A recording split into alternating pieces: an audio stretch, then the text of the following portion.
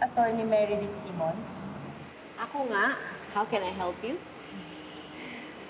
Nababasa ko ho kayo sa internet. Doon sa lab, kayo ho yung nagbibigay ng free legal assistance sa mga kasong katulad ng violence against women and children.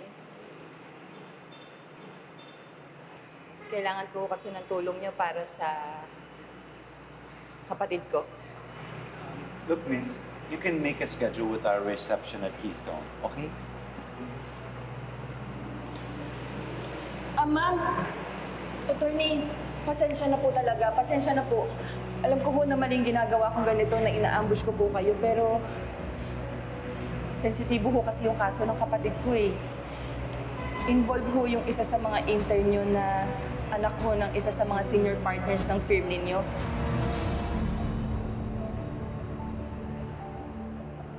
Sino yung tinutukoy mo?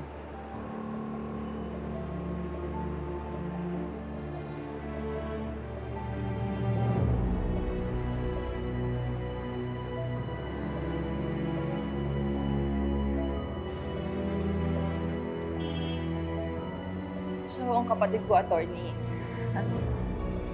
Sige na, huwag ka na matakot. Sabihin mo ng ginagawang kahayupan sa'yo noon. Sige na, Siren. Kaya mo yan. Sige na. Sige na.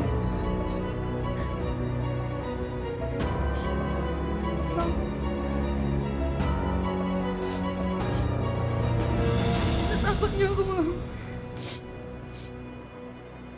Binablackmail niya ako. Kapalit po ng sex. Kapag hindi po ako pumayag, ikakalat niya daw po yung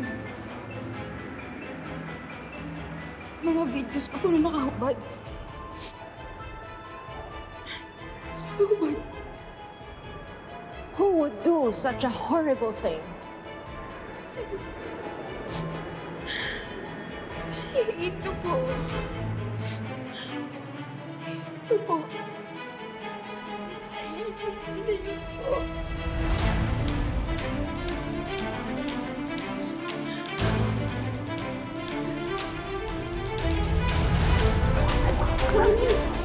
Please, concentrate.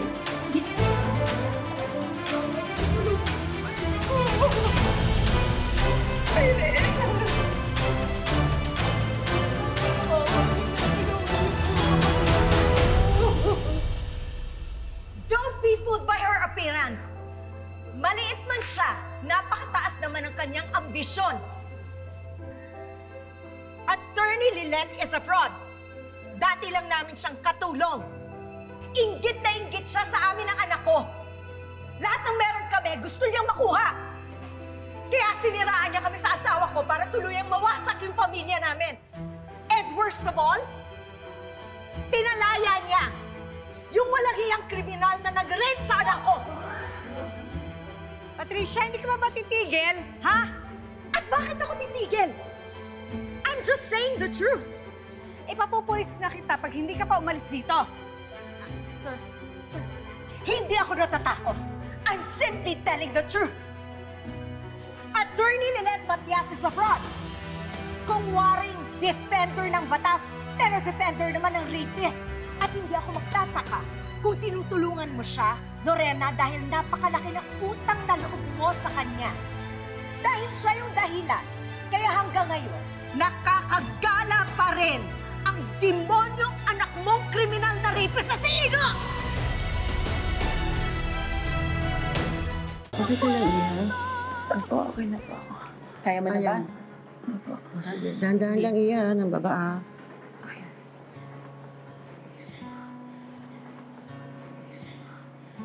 Dahan.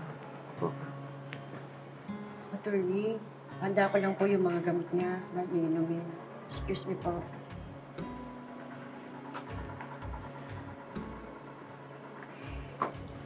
How are you feeling? Okay naman po ako. Sorry nga po pala. Naabala pa po namin kayo. Wala namang kaso yon. Tungkol dun sa sinabi mo kanina, very serious yung accusation mo laban kay Ino. Meron ka bang ebidensya sa mga paratang mo sa kanya? Bago po ako pumunta dito, nag-video call po kami ni Ina. Ni-record po namin lahat ni ate. Lahat po ng conversation namin.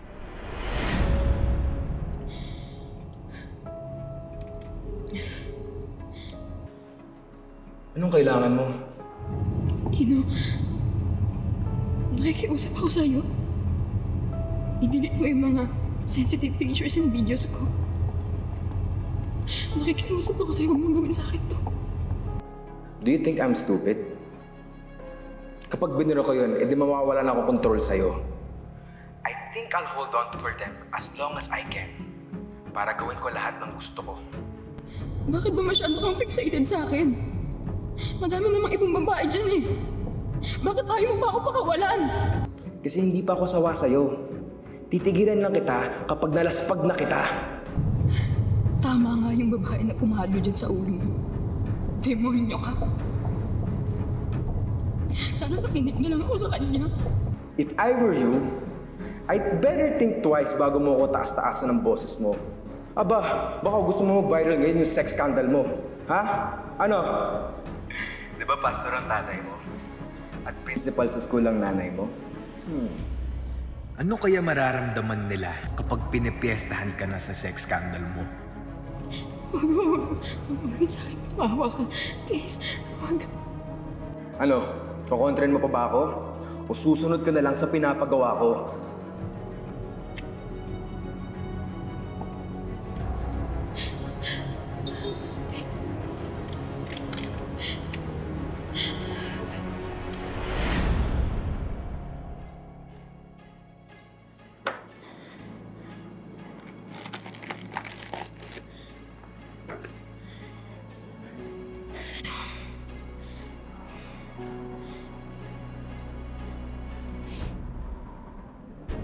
Ito po.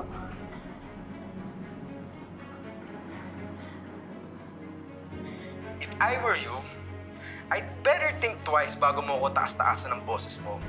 Aba, baka gusto mo mag-viral ngayon yung sex scandal mo. Ha? Ano? Di ba pastor ang tatay mo? At principal sa school ang nanay mo? Ano kaya mararamdaman nila kapag pinipiestahan ka na sa sex scandal mo? Ginawa to sa'yo ni Ino? Ino de Leon? You've seen the evidence. Wala akong balak tigilan ni Ino ang kapatid ko.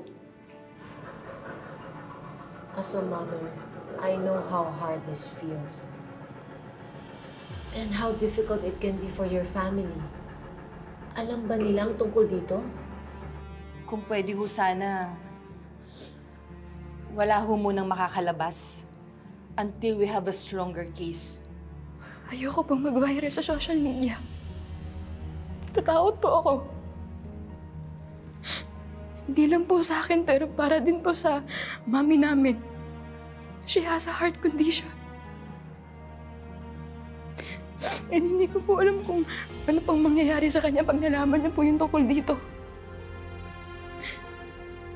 What if ikalat po ni Ino yung video ko?